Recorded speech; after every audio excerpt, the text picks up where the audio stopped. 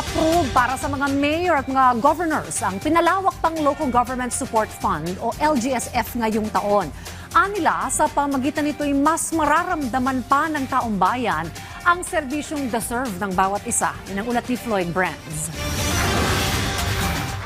Pinuri ng Mayors for Good Governance ang mas malaking pondong inilaan ni Pangulong Ferdinand R. Marcos Jr. para sa Local Government Support Fund o LGSF ngayong taon.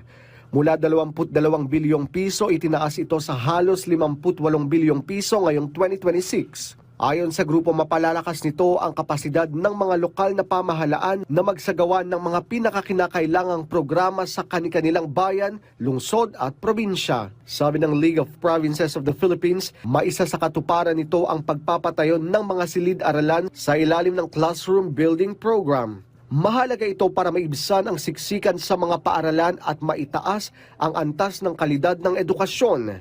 Tutugunan din ng LGSF ang mga proyektong pang-infrastruktura gaya ng renewable energy, malinis na tubig at mga farm-to-market road na makakatulong para matiyak ang supply ng pagkain. Tuwang-tuwa ang mga local chief executives natin dahil sa pamamagitan nito ay talagang mararamdaman na ng taong bayan na yung pundo talaga ay direkta bumababa sa pangailangan ng ating taong bayan. Tutustusan din ng LGSF ang rice program.